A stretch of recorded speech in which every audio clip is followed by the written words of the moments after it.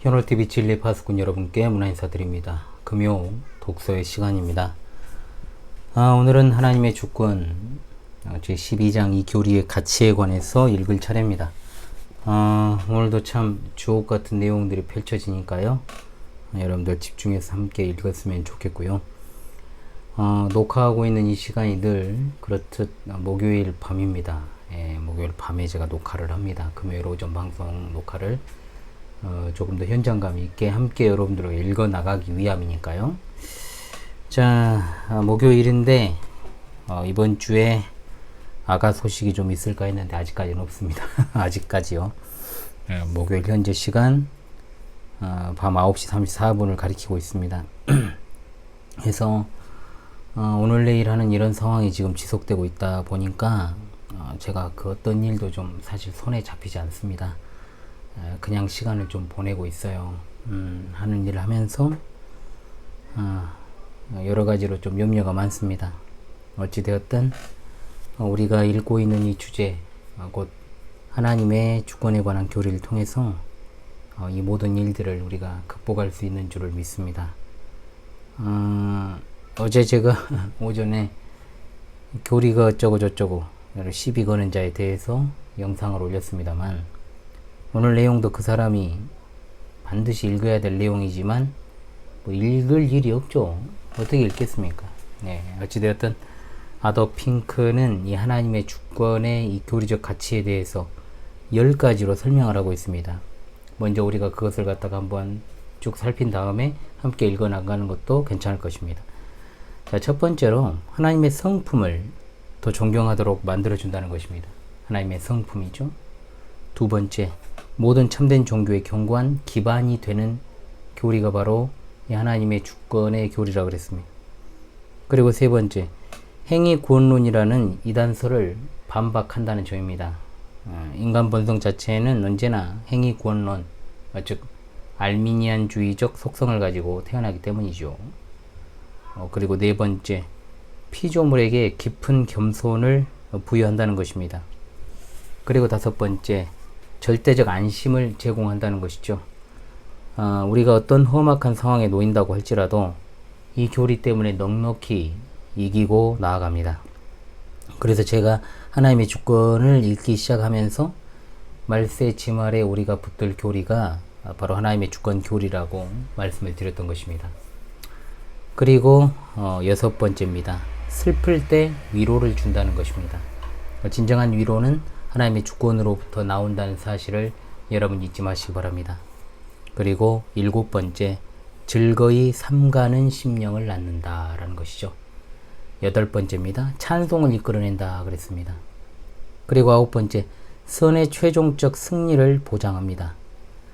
우리는 하나님의 백성으로서 최후 승리를 얻을 자들입니다. 그러므로 임박한 환난 앞에서 눈 하나 우리가 깜짝하지 않습니다. 그리고 마지막 열 번째입니다. 이 교리는 마음의 안식처를 제공한다 그랬습니다. 정처 없는 나그네 인생길에서 우리의 도움이 되신 이가 하나님이십니다. 하나님 외에 다른 신이 없습니다. 그런데 이 하나님의 주권 교리에 가타부타 떠드는 자들이 얼마나 치명적이고 무서운 죄악을 저지르는 것인지 알 수 없습니다. 자, 오늘 12장 이 교리의 가치 10가지를 함께 생각하면서 읽어 나가는 시간을 갖도록 하겠습니다. 페이지 수로는 321페이지에서 343페이지까지 내용입니다. 여러분 집중해서 함께 읽으면서요, 하나님의 은혜를 함께 상고하도록 하겠습니다. 321페이지를 함께 보도록 하겠습니다. 먼저는 디모데후서 3장 16절로 17절의 말씀이 여기에 등장합니다. 모든 성경은 하나님의 감동으로 된 것으로 하나님의 사람이 모든 선한 일을 할 수 있도록 철저히 체비를 갖출 수 있도록 교훈하고 책망하고 바르게 하고 의로 연단하기에 유용하다. 이게 사역이니까 여러분 우리가 읽는 성경하고 좀 차이가 있어도 내용은 통합니다. 여러분 중요한 게 있습니다. 동그라미 치십시오. 교훈이라는 말은 교리라는 말입니다. 가르침을 뜻하는 말이죠.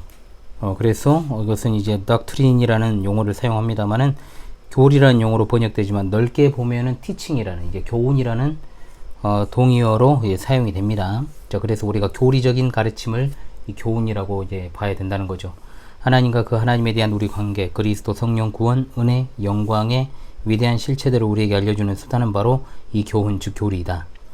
성령의 능력을 통한 교훈에 의하여 신자들은 양육받고 자란다. 교리를 무시하는 곳에서는 은혜 안에서 성장함과 그리스도를 효과적으로 증거하는 일이 필연적으로 중단된다. 실제로 교리는 실천적 삶의 기초인데도 교리를 비실천적이라고 비난하는 오늘날의 풍조는 참으로 슬프다. 신념과 실천은 불가분리적으로 연결되어 있다. 여러분 정말 웃기는 게 뭔지 아십니까? 아더 핑크는 100여 년 전의 사람 아닙니까? 우리하고 한 세기가 차이가 나는 사람이에요. 그런데도 불구하고 그 당시에도 교리가 실천적 삶의 기초임에도 불구하고 교리와 삶을 갖다가 연결시키지 않는다라는 비난을 받았다는 거죠. 한마디로 말하면 기독교는 교리가 아니라 삶이다. 또는 기독교는 교리가 아니라 체험이다. 이렇게 주장하는 자들이 그때도 얼마나 많았다는 것. 그러니까 비실천적인 것이 교리다. 교리주의, 무슨 약간 바리새주의인 것처럼 그런 식으로 몰아가는 자들. 굉장히 텍스트에 묶여져 있고 이래 가르침에만 충실하는 자들, 그런 고루한 자들이라는 어떤 이미지를 갖다가 그 당시에도 심는 자들이 있었다는 겁니다. 그러니까 엊그제 그런 인간들이 나타나는 겁니다.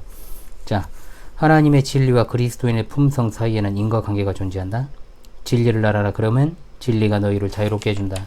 즉 무지, 편견, 오류, 사탄의 농간, 악의 능력으로부터 자유롭게 된다. 진리를 모르면 이런 자유를 누리지 못할 것이다. 이 장의 첫머리에 인용한 성경 구절에서 언급된 순서에 주목하라. 모든 성경은 먼저 교훈에 대해, 교리에 대해 유익하다. 바울의 서신 전체에 특히 교리서에서 동일한 순서가 나타난다. 로마서를 읽어보라. 첫 5장에는 훈계가 전혀 나타나지 않는다는 사실을 발견할 것이다. 에베소서에도 제4장에 이르러서야 훈계가 나타난다. 먼저 교리 해설이 나온 뒤에 일상생활을 규율하기 위한 권고 혹은 훈계가 나오는 순서로 되어 있다. 소위 실천적 가르침이 교리 해설을 대체하고 그 위상을 빼앗은 것이 오늘날 하나님의 교회에 고통을 가하는 많은 악한 폐해의 근본 뿌리이다. 그러니까 여러분이 신학대학원에서도 가르치는 이제 과목 중에 이제 보통 이제 전체적인 큰 틀에서 이제 주경신학 그리고 성경신학, 조직신학 이 세 가지가 이제 가장 이제 네 가지 역사신학까지 이 네 가지를 가장 큰 틀에서 이제 공부를 합니다. 그런데 실천신학 분야가 있어요. 이제 실천신학 분야에서는 이제 일선에 계신 이제 목회자분들, 교회 성장을 많이 이룬 어떤 큰 교회 목사님들이 주로 이제 와가지고 실천신학의 어떤 과목들을 담당했지만은 전혀 유익이 되지 않습니다. 왜냐하면은 자신들의 어떤 교회적 환경을 갖다 상황을 그대로 이야기하면서 무슨 교회 개척론이니 그리고 성장학이니 이런 이야기들을 해야 되니까 사실은 거의 이제 쓸모가 없죠. 실천신학이라고 하는 것이 과연 그런 식으로 진행되는 것이 맞는지 한번 제가 생각을 해봤습니다만 별로 쓸모가 없는 학문이다. 전 그렇게 생각을 해요. 그러니까 실천신학이라는 것이 어떻게 따로 있어요. 교리와 실제를 갖다가 분리시키려는 자들의 어떤 책동이 아닌가. 저는 그렇게 보고 있거든요. 자, 그래서 실천신학이라는 말이 참 좋은 말이지만 그것의 위험성이 분명히 도사리고 있다라고 하는 것. 자, 기독교의 근본 진리에 관한 깊이와 지성과 이해가 그토록 천박한 이유는 은혜 교리에 관한 강론을 듣고 스스로 공부하여 믿음에 든든히 선 신자가 그토록 적은 탓이다. 분명히 아더 핑크가 정확하게 여러분 지적을 하고 있지 않습니까? 여기에다가는 꼭 여러분 묶어 놓으시고 별표해 놓으십시오. 하나님의 완전히 문자적으로 영감받은 성경의 교훈으로 세우지 않다면 우리는 이것을 축자 영감 또는 완전 축자 영감이라고 부릅니다. 신앙이 의존할 확고한 기초가 존재하지 않는 것이다.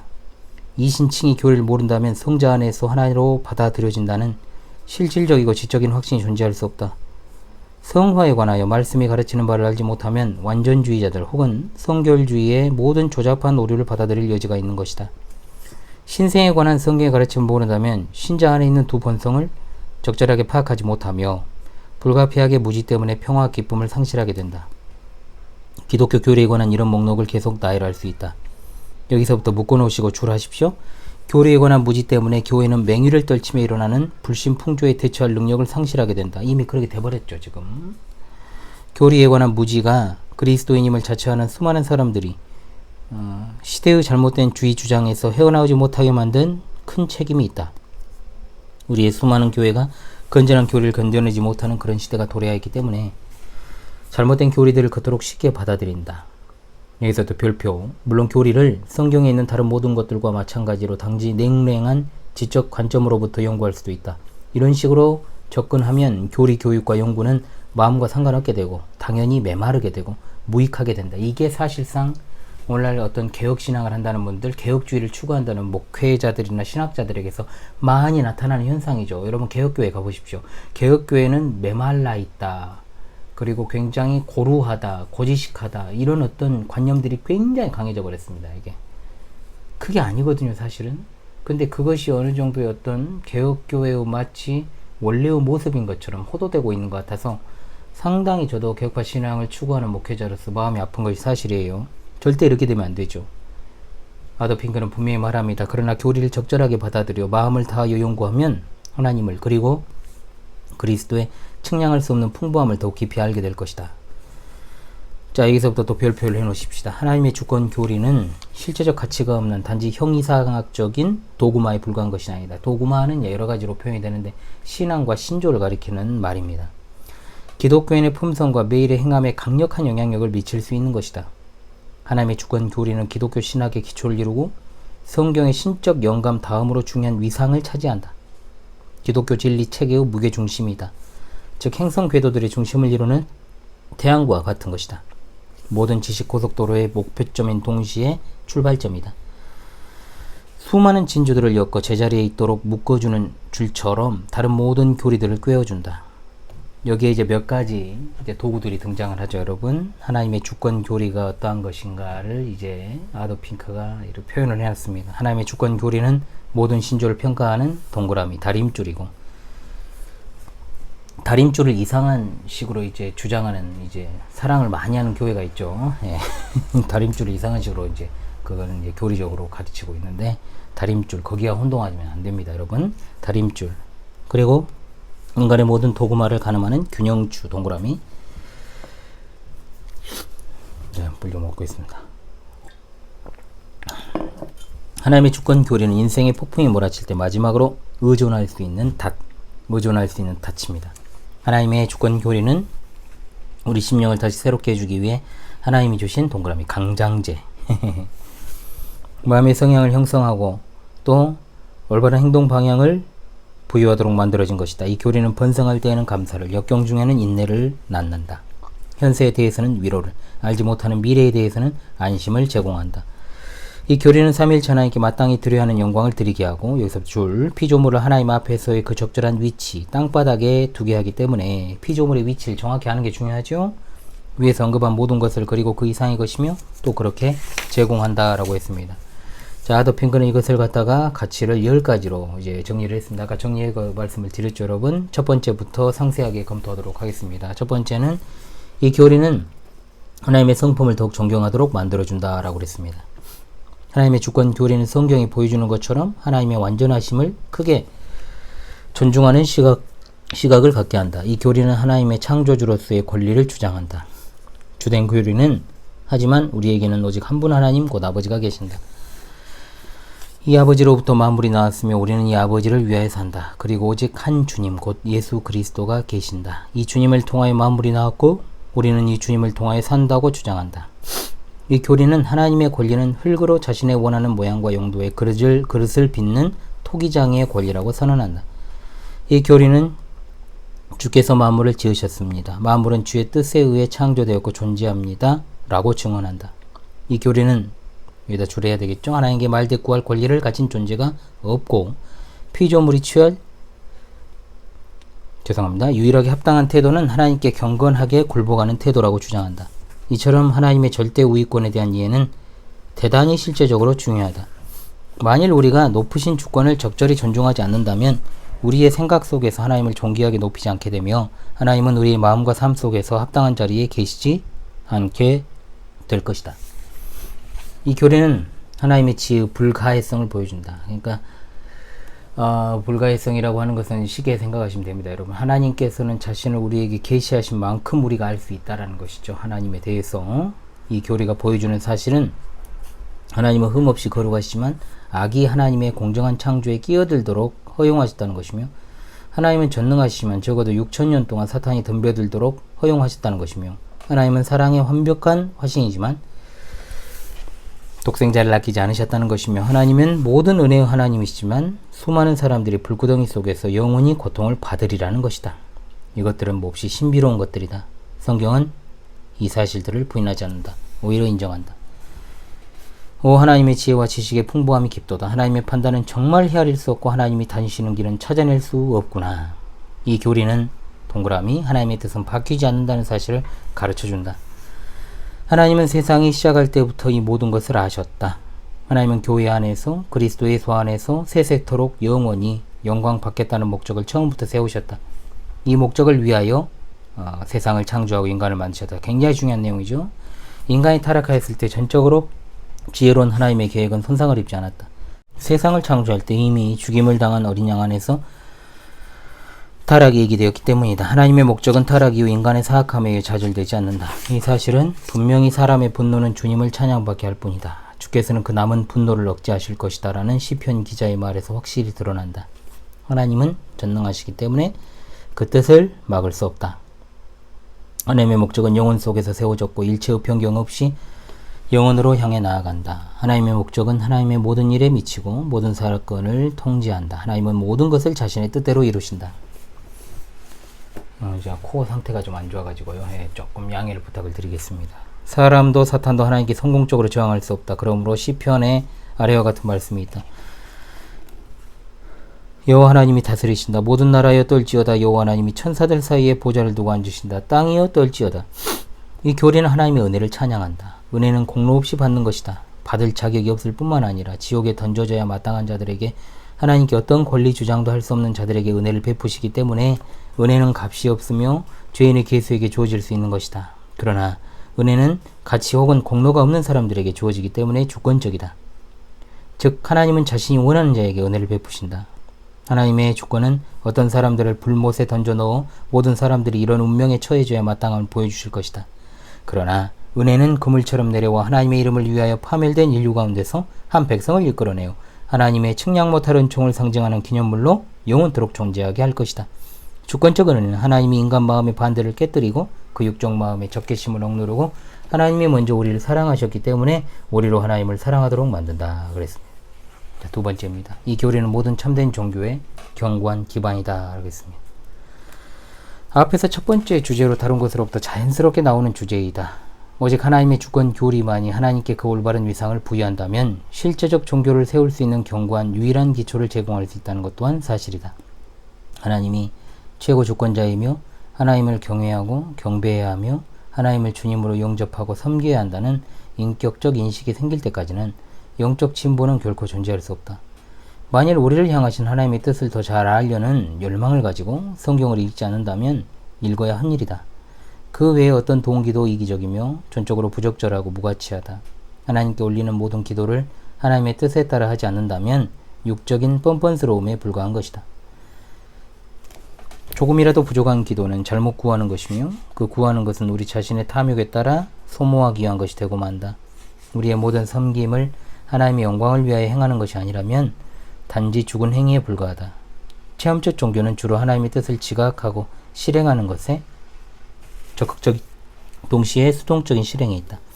우리는 자기를 보낸 자의 뜻 행하기를 양식으로 삼는 하나님의 아들의 형상에 일치되도록 예정되었다. 각 성도가 매일의 삶에서 실제적으로 일치를 이룬 그 분량은 대체로 내 멍에를 메고 내게서 배우라. 나는 온유하고 겸손하다고 하신 우리 주님의 말씀에 대한 각자의 대답에 의해 결정된다. 자, 세 번째로 갑니다. 이 교리는 행위에 의한 구원이라는 이단설을 반박한다.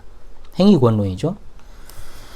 사람이 보기에 옳지만 결국 사망에 이르는 길이 있다. 보기에는 옳지만 사망, 즉 영원한 죽음으로 끝장나는 길이란 인간의 행위와 공로에 의한 구원을 가리킨다. 이 행위에 의하여 구원받는다는 신조는 인간 본성의 공통적인 것이다. 그래서 제가 전에도 말씀드렸죠, 여러분. 날 때부터 인간은 행위 구원론적으로 태어난다고. 분명한 사실이죠.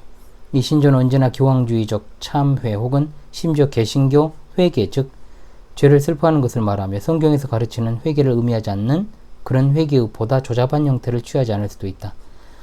이런 것, 즉 조금이라도 인간에게 위상을 부여하는 것은 동일한 악의 변형에 불과한 것이다. 자, 예를 들어서 99% 하나님이 하셔도 1% 인간이 한다라고, 아니면 0.0000001%만 인간이 어떤 구원에 어떤 기여할 수 있다라고 주장하는 것도 결국은 악의 변형이다 이 말입니다. 많은 설교자들이 자기가 할 바를 다하면 하나님도 자기 몫을 다해 주실 것이다 라고 떠드는 말은 하나님의 은혜의 복음을 비참하고 변명의 여지 없이 부인하는 것이다. 하나님은 스스로 돕는 자를 도우신다는 선언은 성경에서, 그리고 오직 성경만이 가르치는 가장 고귀한 진리 가운데 하나를, 즉 스스로 도울 수 없고 거듭해서 실패하기만 하는 자들을 도우신다는 진리를 포기한다는 것이다. 죄인의 구원은 인간 의지의 행위에 좌우된다라고 말하는 것은 하나님을 능멸하는 도구마, 즉 인간적 노력에 의한 구원이라는 도구마의 또 다른 형태이다. 결국 의지의 어떤 움직임도 행위인 것이다. 여기다 동그라미 해주십시오. 그것은 나에게서 나오는 어떤 것이면 내가 행하는 어떤 것이다. 그러나 하나님의 주권 교리는 사람의 바람이나 노력이 아니라 하나님의 자비에 좌우된다고 선언함으로써 이러한 악한 나무의 뿌리에 도끼를 올려놓는다. 이따위 교리는 죄인을 절망의 구렁텅이에 몰아넣는다고 말하는 사람이 있는가? 여기에 대해서는 그렇게 되어야 한다. 이러한 절망이야말로 필자가 퍼뜨리기를 간절히 원하는 것이다 라고 대답한다. 죄인이 자기에게서 나오는 여하한 도움에 대해서 절망하고 나서야 주권적 은혜의 팔에 안기게 된다. 일단 성령이 죄인에게 자기 스스로는 어쩔 수 없다는 확신을 주시고 나면 죄인은 자신의 파멸 상태를 인정하고 하나님이여 이 죄인에게 자비를 베푸십시오. 철로역정, 여러분 크리스천의 처음 모습을 한번 떠올려 보십시오. 그리고 이와 같은 울부짖음은 응답을 받는다. 필자가 개인적인 간증을 한다면 인간의 부패, 죄인 스스로는 어떤 것도 행할 수 없는 그 절망적 상태, 구원이 하나님의 주권적 자비의 좌우됨에 관한 설교가 영혼 구원에서 가장 수확이 많고 복된 설교였다는 사실을 선교사역 과정에서 확인하였다. 이것이 아더핑크 개인의 이제 경험이죠. 전적으로 무력함을 인정하는 것이 건전한 개종의 첫 번째 전제 조건이다. 인정. 근데 그렇게 하지 않죠. 안아왔죠. 자신으로부터 다른 것으로, 즉 자기 바깥에 존재하는 누군가에게로 시선을 돌릴 때까지는 구원은 결코 존재하지 않는다. 분명한 사실입니다. 자, 네 번째로 가겠습니다. 이 교리는 피조물에게 깊은 겸손을 부여한다. 하나님의 절대주권 교리, 인간의 자존심을 크게 파괴한다. 그래서 요즘 세상에 여러분 자존감, 인간의 자존감, 자존심 올려주는 일들을 많이 하잖아요. 왜 이런 여러분 어떤 심리학적인 형태들이 교회 안에 침투했는지를 여러분들이 잘 파악을 해야 됩니다. 이것은 여러분 인간의 전적 타락을 인정하지 않는 것이에요. 그러니까 구원관 자체가 잘못되어 있는 사람들이 만들어낸 인간의 자존감, 자존심, 사람들의 교훈에 날카롭게 대립한다. 우리 시대의 정신은 본질적으로 육체를 자랑하고 영광스럽게 만드는 것이다. 지금 분명히 그러하지 않습니까? 인간의 업적, 인간의 발전과 진보, 인간의 위대함, 자기 충족성, 현대 세계의 종교적 전당이다. 하나님의 주권 교리와 이 교리의 모든 추론들은 인간을 자랑하기 위한 모든 근거를 제거하고 그 대신에 겸손의 정신을 불어넣는다. 이 교리는 구원의 시작과 실행과 완성에 있어 주님께 속한다고 선언한다. 그러니까 시작부터 과정에 있어 실행, 그리고 모든 결과에 이르기까지 구원은 하나님이 주도하신다라는 것이죠. 주님께서는 그 구속 사역을 제공하고 적용해야 한다는 것을, 시작하고 완성해야 한다는 것을 선포하실 뿐만 아니라 우리를 끝까지 붙들어주고 지탱해 주셔야 한다는 것을 이 교리는 주장한다. 이 교리는 구원은 믿음을 통한 은혜에 의한 것이라고, 회개 이전에 우리의 모든 행위는 선한 행위든 악한 행위든 우리의 구원에 아무 소용없는 것이라고 가르친다. 이 교리는 우리에게 우리는 육신의, 즉 사람의 의지로부터가 아니라 하나님의 뜻으로 난다고 말해준다. 이 교리는 자신의 구속에 대한 대가를 어느 정도나마 지불하기를 원하고 자랑과 자기 만족의 근거를 확보하게 할 무엇인가를 하고 싶어하는 사람의 마음을 지극히 겸손하게 만들어준다. 그러나 이 교리가 우리를 겸손하게 만들어준다면 하나님을 찬양하는 결과로 나타난다.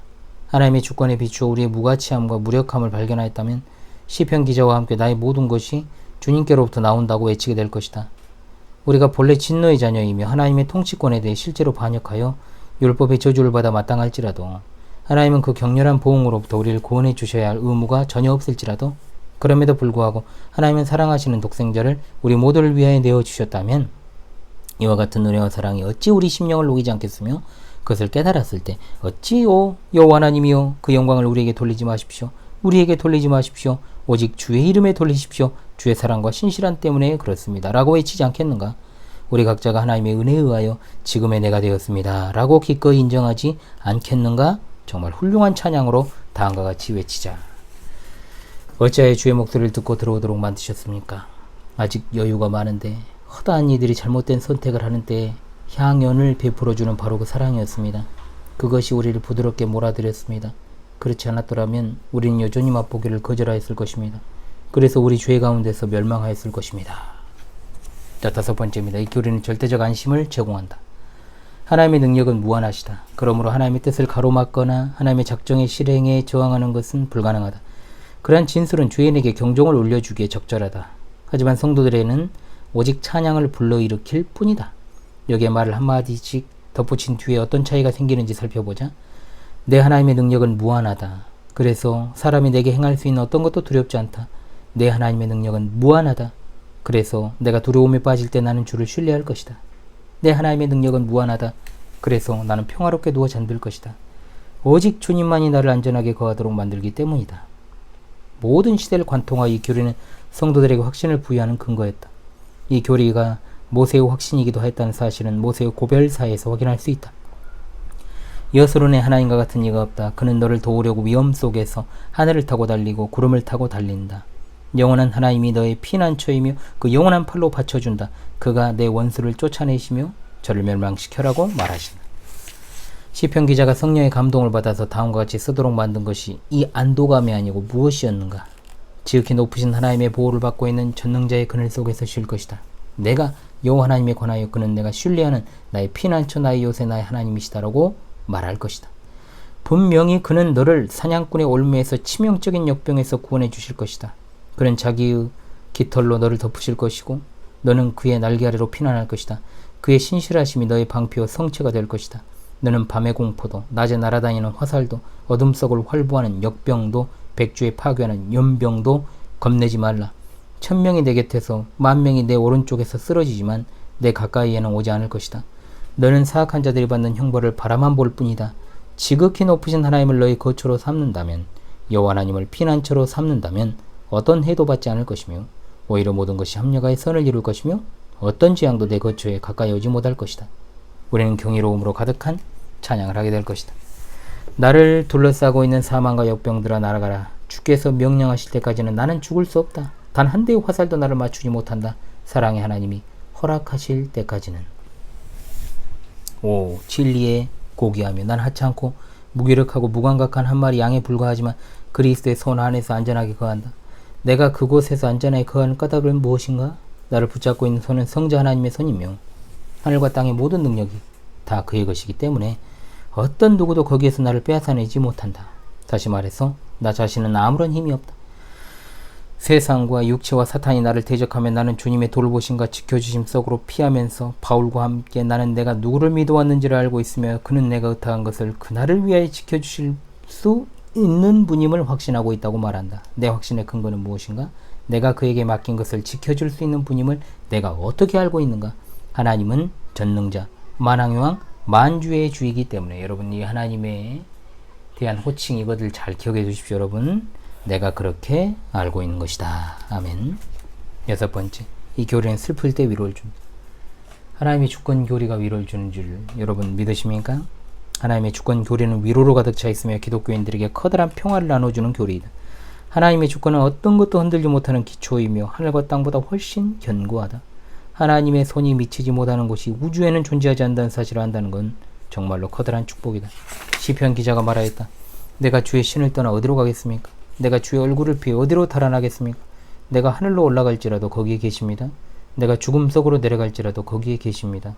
내가 새벽 날개를 타고 달려갈지라도 바다 끝에 가서 앉을지라도 거기에서조차 주의 손이 나를 인도하실 것이고 주의 오른손이 나를 견고히 붙잡으실 것입니다.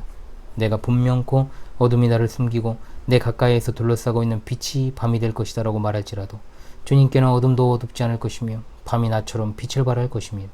주님께는 어둠도 빛과 같기 때문입니다. 모든 사람, 모든 것 위에 하나님의 강한 손이 있다는 사실을 알고 있다는 것은 정말 커다란 축복이다. 참새 한 마리가 땅에 떨어지는 것까지도 다 아신다는 사실을 알고 있다는 것은 정말 커다란 축복이다. 우리의 고통이 우연에 의한 것도 사탄으로부터 오는 것이 아니라 하나님이 정하고 통제하신다는 사실을 안다는 것은 정말로 커다란 축복이다. 아무도 이런 고통에 의하여 흔들리지 않도록 하기 위한 것이다. 너희는 우리가 이렇게 되도록 정해졌다는 사실을 잘 알고 있다. 그러나 우리 하나님의 능력은 무한하실 뿐만 아니라 지혜로우심과 선하심도 마찬가지로 무한하시다. 이 진리의 고귀함은 바로 여기에 있다. 하나님은 오직 선한 것만을 의지하시고 하나님의 의지는 철회할 수도 저항할 수도 없는 것이다. 하나님은 너무나 지혜로우셔서 오류를 일으키지 못하고 너무나 사랑이 많으셔서 자기 자녀가 쓸데없이 눈물을 흘리도록 하시지 못하신다. 기가 막힌 말 아닙니까 여러분 이거? 그러므로 하나님이 완벽한 지혜요 완벽한 선이시라면 모든 것이 하나님의 손 안에 있고 하나님의 영원한 목적에 따라 자신의 의지에 의하여 만들어진다는 확신은 정말로 커다란 축복이다. 하나님이 빼앗으시면 누가 막을 수 있을까? 누가 그에게 뭐하고 계십니까? 라고 말할 수 있을까? 여기 별표 해놓고 줄여 놓으십시오. 사탄이 아니라 하나님이 우리가 사랑하는 것들을 빼앗아 간다는 사실이 정말 위로가 된다. 아멘, 할렐루야. 우리의 날짜 수가 하나님께 있다는 말을 들을 때 우리 비참한 약한 심령은 정말 평화를 얻는다. 질병과 죽음이 하나님의 심부름꾼이며 언제나 하나님의 명령대로 움직인다는 말을 들을 때, 주시는 분도 빼앗아가는 분도 하나님이시라는 말을 들을 때 우리 마음은 정말 평화를 얻는다. 아멘. 7번째입니다. 이 교리는 즐거이 삼가는 심령을 낳는다. 하나님의 주권적 의지 앞에 꿇어 엎드리는 것은 평화와 행복을 얻는 위대한 비결 가운데 하나이다. 우리 심령이 깨어질 때까지는, 즉 주님이 우리를 마음대로 처분하시는 것을 우리가 원하고 기뻐할 때까지는 만족스럽고 실질적인 복종은 존재할 수 없다. 우리는 숙명론적 묵종의 정신을 주장하고 있는 것이 아니다. 결단코 아니다. 성도들은 하나님의 뜻이 무엇인지를, 하나님의 선하시고 기뻐하시고 완전하신 뜻이 무엇인지를 분별하라는 교훈을 받는다. 로마서 12장 2절이죠. 하나님의 주권에 대한 우리의 태도를 다룬 10장의 한 절에서 이 주제를 다루었다. 거기에서 최고의 모범이신 그리스도에 덧붙여 엘리와 욥의 사례를 인용하였다. 이제 몇 가지 사례를 보충하고자 한다. 레위기 10장 3절에 아론이 평정을 유지하였다는 말이 있다. 그 정황을 살펴보자. 아론의 아들 나답과 아비후가 각기 향로를 가져다가 불을 담아 향을 피웠다. 이들의 불은 하나님께서 인정하시지 않은 하나님의 명령에 거슬리는 불이었다. 그러자 하나님으로부터 불이 나와 그들을 불살랐고 그들은 하나님 앞에서 타 죽였다. 아론이 평정을 유지하였다. 대제사장의 아들 둘이 하나님의 심판을 받아 한꺼번에 죽었다. 이들은 당시에 흥분의 도가니에 빠져 있었던 것 같다. 이 시련은 아론에게 갑자기 준비할 틈도 없이 닥쳐왔다. 하지만 아론은 평정을 유지하였다. 하나님이 전적으로 충만한 은혜의 능력에 대한 교견, 표본이다. 이제 다윗의 입술로 나온 말을 보자. 왕이 사도에게 말하기를 법궤를 성 안으로 들여라. 하나님이 내게 은총을 주시면 나를 다시 받아주시고 법궤와 주의 거처를 다시 내게 보여주실 것이다. 그러나 만일 주께서 내가 너를 기뻐하지 않는다고 말씀하시면 내가 여기 준비하고 있습니다. 주께서 선하게 여기시는 어떤 것이라도 내게 행하십시오 라고 했다. 여기에서도 역시 화자가 직면한 상황은 사람의 마음에 몹시 쓰라린 것이었다. 다윗의 마음은 비탄에 잠겼다. 다윗 자신의 아들 압살롬이 자신을 왕위에서 밀어내고 있고 자신의 목숨마저 노리고 있었다. 다윗은 자신이 예루살렘과 성전을 다시 보게 될지조차 몰랐다. 하지만 다윗은 하나님께 굴복하였다. 하나님의 뜻은 가장 좋은 것이라는 확신으로 가득 차 있었으며 비록 자신의 보좌와 생명을 잃는다 할지라도 하나님이 뜻대로 행하시는 것으로 만족하였다. 주께서 선하게 여기시는 어떤 것이라도 내게 행하십시오. 아멘. 사례를 더 찾을 필요는 없다. 단지 바로 위의 사례를 깊이 숙고하는 것이 적절하다. 그래야 되겠죠. 구약 성경이 보여주는 그림 중에서 다윗은 하나님이 뜻대로 행하시는 것으로 만족하였다면 하나님의 마음이 십자가에서 충분히 계시된 이때에는 하나님이 자기 뜻을 성취하는 것을 우리는 얼마나 많이 기뻐해야 하는가? 분명히 우리는 주저없이 다음과 같이 노래해야 한다. 하나님이 축복하신 낙은 우리의 선이다. 하나님이 축복하지 않으신 선은 악이다. 가장 나쁘다고 여겨지는 모든 것이 만일 하나님의 기쁘신 뜻이라면 그것은 좋은 것이다. 8번째입니다. 이 교리는 찬송을 이끌어낸다. 이렇게 되지 않을 수 없다. 주위를 둘러싸고 있는 부주의하고 불경건한 수많은 군중들과 본성적으로 전혀 다를 바 없는 내가 세상이 창조되기 전에 그리스도 안에서 택함을 받았고 이제는 그리스도 안에서 하늘에 있는 모든 영적인 축복들로 복받았다니, 한때 이방인이며 반역자였던 내가 선택받아 이처럼 놀라운 은총을 받다니, 아, 그것은 내가 결코 헤아릴 수 없는 것이다. 이런 은혜, 이런 사랑은 지식을 뛰어넘는 것이다. 내 마음이 이유를 찾아내지 못할지라도 찬양과 경배로 감사를 드릴 수 있다. 과거에 나에게 베푸신 하나님의 은혜를 감사해야 할 뿐만 아니라 지금 나를 돌보시는 것들로 인하여 내 마음에 감사가 차고 넘친다. 항상 주님을 기뻐하라는 말은 어떤 설득력이 있는가? 이 말은 구세주를 기뻐하라가 아니라는 점에 주의라. 우리는 주님을 기뻐해야 한다. 즉 모든 환경을 지배하는 분이기 때문이다. 사도가 이 말을 쓸 때 로마 정부의 손에 붙잡혀 있는 죄수의 신분이었다는 사실을 기억하라. 고뇌와 고통을 오래 겪고 있던 중이었다. 지상과 바다 위에서의 위험들, 배고픔과 목마름, 채찍질과 돌팔매질을 모두 겪었다. 교회 안팎의 사람들로부터 핍박을 받았다. 바울의 편을 들었어야 하는 그런 사람들이 바울을 저버렸다. 그런 와중에서 항상 주님을 기뻐하라고 쓰고 있다. 바울이 누린 평강의 비결은 무엇이었나? 바로 이 사람 바울이 하나님을 사랑하는 자들에게는 하나님의 목적에 따라 부름을 받은 모든 사람에게는 모든 것이 합력하여 선을 이룬다는 사실을 우리는 알고 있다는 글을 썼지 않은가? 그러나 모든 것이 합력하여 선을 이룬다는 사실을 바울은 어떻게 알았으며 우리는 어떻게 하는가? 모든 것이 최고, 여기 여러분 주의를 해놔야 되겠죠? 모든 것이 최고의 주권자의 통제를 받고 규제받기 때문이라는 것이 그 정답이다. 최고의 주권자이신 하나님은 자신의 자녀를 향해서는 오직 사랑만을 간직하시기 때문에 모든 것을 통제하여 우리의 궁극적 선에 기여하도록 만드신다. 바로 이런 이유 때문에 우리는 항상 모든 것으로 인해 우리 주 예수 그리스도의 이름으로 하나님 아버지께 감사를 드려야 한다. 그렇다. 모든 것으로 인해 감사를 드려라. 우리의 실망은 하나님의 실망이라는 말이 맞다. 하나님의 주권을 기뻐하는 자에게 구름은 밝은 희망을 가질 뿐만 아니라 빛을 도드라지게 할 뿐인 어둠을 통하여 모든 것을 은빛으로 찬란하게 빛나게 한다. 너희 두려움이 가득한 성도들아, 용기를 새롭게 하라. 그토록 무서워 보이는 저 구름은 자비로 가득 차 있기에 커다란 것이다. 너희 머리 위에 축복을 쏟아부을 것이다. 9번째입니다. 이 교리는 선의 최종적 승리를 보장한다. 가인이 아벨을 죽인 그날 이후 지상에서 벌어지는 선과 악의 갈등은 성도들을 고통스럽게 만드는 문제였다. 모든 시대의 의인들은 미움과 박해를 받았지만 불의한 자들은 하나님을 경멸하며 도전하였다. 하나님의 백성들 대부분 궁핍하게 살았지만, 그렇죠, 악한 자들은 풍성하게 번영을 누렸다.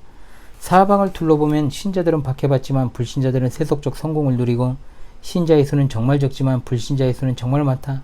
여러분 정말로 이거 공감하시죠? 의로운 자는 명백하게 패배자의 모습이고 악한 자는 의기양양한 모습이다. 전쟁의 굉음, 상처 입은 자들의 울부짖음, 친지를 잃은 자들의 애도 소리가 들린다. 세상의 거의 모든 것이 혼란과 혼돈과 파멸의 상태에 있다. 마치 사탄이 모든 갈등에서 이기고 있는 것처럼 보인다. 그러나 주변을 둘러보지 말고 위를 올려다 보아라. 위 봅시다 여러분. 믿음의 눈을 가진 자는 보좌가 거기에 있는 것을 명백히 볼 수 있다.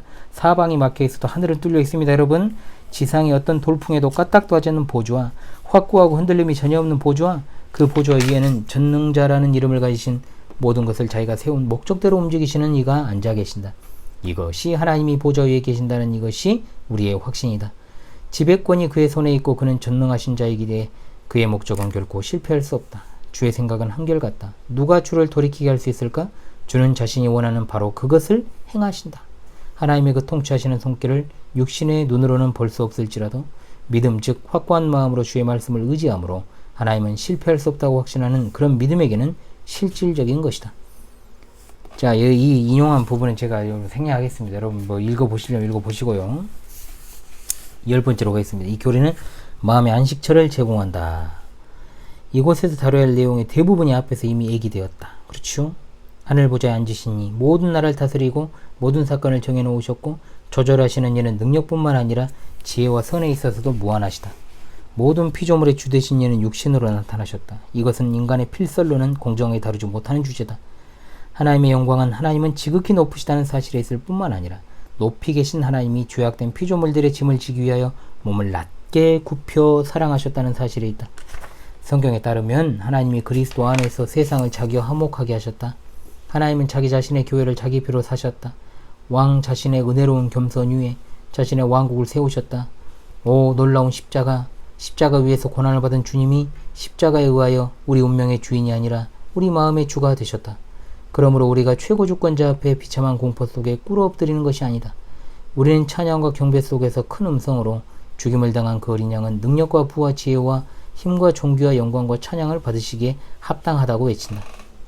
이 교리가 하나님께 제한 지독한 중상모략이며 하나님의 백성들에게 가르쳐주기에는 위험스러운 것이라는 사악한 혐의에 대해서는 이렇게 반박한다. 묶어놓으십시오. 하나님을 별표, 하나님의 참된 자리에 두고 하나님의 권리를 주장하고 하나님의 은혜를 높이고 모든 영광을 하나님께 드리고 피조물이 자랑스러워할 모든 근거를 제거해주는 교리가 지독하고 위험스러울 수가 있을까? 성도들이 위험 속에서도 안도감을 얻고 슬픔 속에서도 위로를 얻고 역경 속에서도 인내하고 항상 찬양하도록 만들어주는 교리가 지독하고 위험스러울 수가 있을까? 우리에게 선이 악을 분명히 이긴다는 확신을 주고 우리 마음의 쉼을 얻을 수 있는 확실한 안식처를 제공하고 주권자 하나님의 완전하심을 드러내는 교리가 지독하고 위험스러울 수가 있을까? 아니다. 결단코 아니다. 하나님의 주권 교리는 지독하고 위험스럽기는커녕 영광스럽고 교훈적인 것이다. 이 교리를 제대로 이해하면 모세와 더불어 힘차게 오 여호와여 신중에 누가 주와 같습니까? 거룩함 속에서 위험이 있으며 영광 속에서 장엄하며 이적을 행하시는 주와 같은 자가 누구입니까? 라고 외치게 될 뿐이다. 아멘. 예, 여러분 죄송합니다. 오늘 제가 좀 호흡기가 별로 안 좋아서 뭐 병이 있는 건 아니고요. 걱정하지 마시고요. 가끔 그런 게 있습니다. 예, 그래서 예, 또 함께 교리 가치에 대해서 읽었습니다. 321페이지, 343페이지까지 읽었습니다. 다음 시간 이제 결론과 부록 3표만 남아있죠, 여러분. 2주에 걸쳐서 읽을 것입니다. 제가 지금은 굉장히 정신이 없습니다만 그래도 우리 함께하는 성도님들 생각을 늘 하고 있습니다. 하나 둘씩 이런저런 일들이 좀 정리가 되게 되면요, 다시금 좀 궤도에 오를 것이라 생각합니다. 제가 뭐 제 개인적인 어떤 이런 일이 있다 해가지고 제가 방송을 펑크낸다거나 그런 건 거의 없죠. 지금의 이 모든 것들은 다 우리가 겪어왔던 것들이고 또 겪고 있고 앞으로 겪을 일들이니까요. 믿음으로 계속해서 나아가기를 원합니다. 10가지 핵심 단어 잘 기억하면서 여러분, 정말로 이 교리 가치에 대한 12장의 내용을 마무리하겠습니다. 하나님의 성품을 존경합시다. 그 다음 참된 종교의 기반이 됩니다. 행위 권론을 반박합니다. 피조물의 겸손을 불러일으킵니다. 절대적인 안심을 줍니다. 슬플 때 위로하십니다. 즐거이 삼가는 심령을 주시며 찬송이 나오게 하시고 선의 최종적 승리를 보게 하시고 마음의 안식처를 제공하는 것까지. 여러분, 하나님의 주권 교리, 우리가 마지막까지 붙들 교리가 바로 하나님의 주권입니다. 이 생명 다하는 그날까지 하나님의 주권을 믿습니다. 본문에 나오는 여러분 내용으로 또 오늘 또 마무리를 하도록 하겠습니다. 하나님의 주권은 여러분 다림줄이요, 균형 추이며 마지막으로 의존할 수 있는 닻이요, 우리를 새롭게 하는 강장제입니다. 여러분, 이 중에서 어떤 것이 여러분의 마음에 가장 드십니까? 저는 마지막으로 의존할 수 있는 닻이라는 말이 가장 마음에 와닿습니다. 이와 같은 만병 통치 치료제를 소유한 우리가 진정으로 행복한 자들이 아니면 누가 행복한 자들이겠습니까? 이 세상에 정말 악이 득세하는 것 같고 우리가 임박한 혼란을 앞두고 있고 여러 가지로 정말로 세계 단일 정부를 세우려는 자들의 준동과 책략들, 지금 이 시간에도 계속되고 있다고 할지라도 여러분, 이 세상 만물, 온 세상 만물을 통치하시는 분이 바로 우리 하나님 아버지십니다. 우리는 그분의 주권을 믿습니다. 그러므로 우리가 염려할 것이 없는 줄로 믿습니다. 여러분, 다음 시간 아더핑크의 하나님의 주권 결론 시간으로 여러분을 찾아오도록 하겠습니다. 여러분, 이 시간도 함께 읽어 나가시느라 수고하셨고요. 정말 더위가 갈듯하다가 계속 이렇게 좀 여름의 끝자락을 물고 있는 느낌입니다. 이러다가 갑자기 또 추워지지 않을까 염려스러운데요. 여러분, 건강관리 잘 하시고요. 환절기에 특히나 우리 어르신 성도님들은 건강에 자신하지 마시고 절대로, 저도 마찬가지입니다. 저도 조심해야 되겠죠. 여러분, 마찬가지로 항상 몸을 아끼십시오. 그리고 그래야지 우리가 생존하고 있어요. 하나님도 섬기고 하나님 바라보고 나아갈 수 있지 않겠습니까? 우리가 할 일이 정말 많습니다, 여러분. 그렇기 때문에 건강하게 지내시다가 함께 재회하는 그날을 꿈꾸겠습니다. 여러분, 금요 독서의 시간을 오늘 마치도록 하겠습니다. 여러분 수고하셨습니다. 감사합니다.